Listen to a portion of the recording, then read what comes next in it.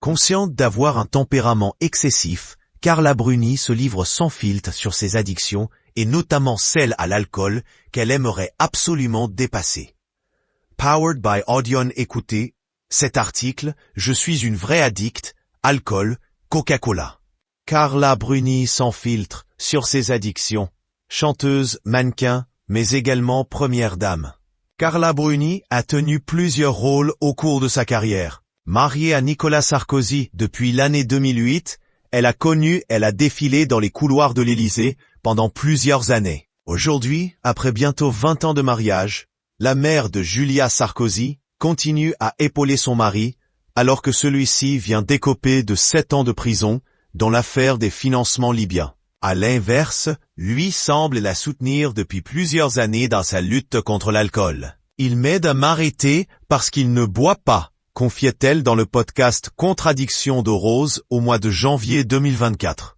Ce n'est pas un grand fan de lâcher prise. Tandis que moi, on n'est pas les mêmes prototypes, avait-elle ajouté. Carla Bruni aime la douce ivresse. Au micro de Rose, elle expliquait avoir au cours de sa vie souffert de toutes les addictions. La première s'étant manifestée très tôt, alors qu'elle était accro au sucre. Je n'étais pas surveillée, donc dès l'enfance, je devais boire 30 ou 40 Coca-Cola par jour. Et je ne mangeais pas de repas normaux. Je ne mangeais que des pastilles, 3 boîtes de Valda, révélait-elle. Et une fois que son addiction au sucre lui a passé, Carla Bruni s'est tournée vers le tabac, dans lequel elle avait grandi toute sa vie. Je suis arrivée très vite au tabac, vers 14-15 ans, qui est dans toute ma famille. Donc c'était facile, ils n'ont rien pu me dire, a-t-elle raconté. Petit à petit, le top modèle s'est également mise à boire de l'alcool et s'est peu à peu rendu compte qu'elle avait du mal à s'en passer.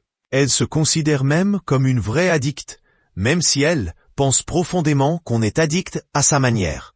Concernant la consommation d'alcool, Carla Bruni aime la douce ivresse. Le problème, c'est que comme je suis une addict, je ne m'arrête pas à la douce ivresse, avait-elle ajouté dans le podcast, avant de préciser se sentir obligée d'arrêter l'alcool. Un combat qui, l'an dernier, n'était pas encore tout à fait derrière elle.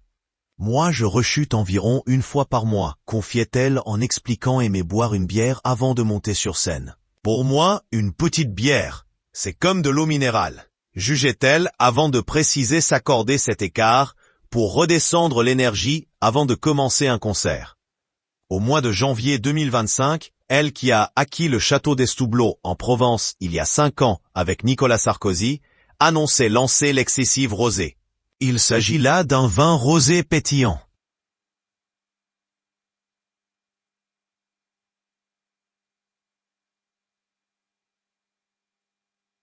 Et sans alcool, Carla Bruni aurait-elle gagné sa lutte?